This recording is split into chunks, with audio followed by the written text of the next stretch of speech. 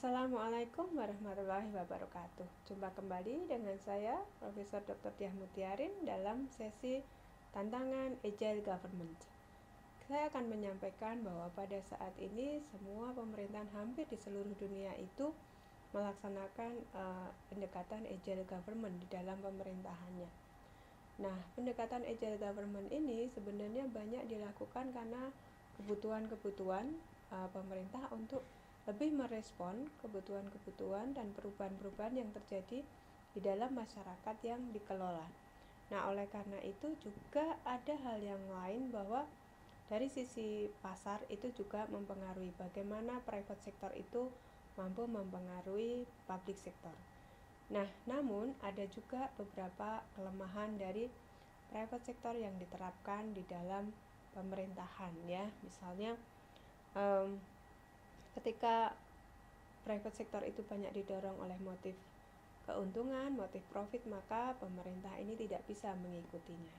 Karena pemerintah punya motif sendiri, visi misi sendiri yang lebih banyak ditekankan untuk kesejahteraan dan juga pelayanan kepada masyarakat serta pembangunan tentunya. Nah, oleh karena itu dalam beberapa hal pemerintah ini melakukan pendekatan Agile Government dengan maksud supaya pemerintahan ini menjadi lebih responsif, menjadi lebih adaptif, dan memiliki struktur serta dukungan teknologi yang memadai untuk melaksanakan tugas-tugasnya. Nah, untuk mengembangkan pemerintahan yang bersifat agile, maka ada beberapa hal yang perlu diperhatikan. Yang pertama adalah bahwa pemerintahan yang berkembang ini harus bersifat responsif. Tentu saja responsif terhadap kebutuhan masyarakat baik jangka pendek maupun jangka panjang ya. Kemudian bagaimana melakukan adaptasi strategis ya, pasti harus punya perencanaan, punya inovasi, dan kemudian fokus pada hasil atau resultnya seperti apa gitu ya dari sebuah manajemen publik yang dilakukan, dan bersifat mengatasi lintas sektor ya. Kemudian pemerintah juga perlu untuk melakukan perencanaan dalam jangka panjang supaya bersifat antisipatif.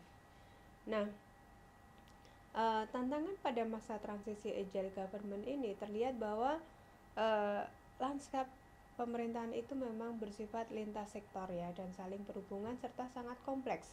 Misalnya data itu akan saling terhubung antara satu sektor dengan sektor yang lain. Nah, dan juga sangat kompleks ya.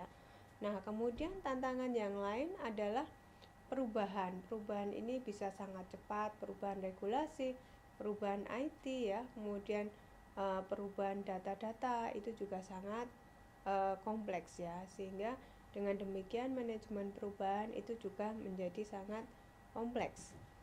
Nah, oleh karena itu tantangan agility pada pemerintah sebenarnya yang pertama kita bisa melihat bagaimana agility di dalam akuntabilitasnya, pertanggungjawaban pemerintahannya kepada masyarakat. Nah, ini sangat penting. Kemudian tantangan yang kedua adalah hasil. Bagaimana setelah sekian banyak pekerjaan dilaksanakan, program kegiatan dilaksanakan, hasilnya apa? Apa untuk masyarakat dan apa untuk pemerintahan itu sendiri, serta bagaimana tantangan seluruh sistem ya, sistem yang di-create ya, yang diciptakan untuk membantu mendeliverikan pelayanan publik dengan bagus, menciptakan kebijakan publik yang sangat handal misalnya ya, ini menjadi sangat penting. Dan bagaimana tantangan untuk merespon kebutuhan-kebutuhan masyarakat. Nah, kita melihat misalnya pemerintah ini sebenarnya juga memiliki concern ya, misalnya bagaimana perubahan utama ini terkait dengan budaya. Kemudian apa saja elemen pengembangan Agile Government? Yang pertama adalah harus memiliki fokus pada bidangnya. Sebuah pemerintah harus fokus misalnya ketika mengembangkan apa yang menjadi keunggulan dari sebuah masyarakat ya. Nah, misalnya yang kedua kemudian melakukan penilaian dari perangkat lunak yang dimiliki, kemudian bagaimana perubahan-perubahan di dalam operasional, teknologi dan juga anggaran ya, serta bagaimana secara ability-nya. Nah, oleh karena itu sebuah organisasi yang agile ini perlu memperlihatkan ya, mempertunjukkan, membuktikan bahwa memiliki visi organisasi yang jelas, kemudian melakukan pengaturan terhadap informasi ya, kemudian ada konsultasi-konsultasi yang dilakukan, kemudian melakukan instruksi dan menerapkan teknologi untuk mendukung layanan. Nah, dengan demikian pemerintahan yang mampu melaksanakan agile government ini sebenarnya adalah pemerintahan yang memiliki proyeksi ya, yang menggunakan model baru untuk mendapatkan tata kelola yang bersifat kolaboratif dan memperluas tata kelola di luar sektor publik itu sendiri.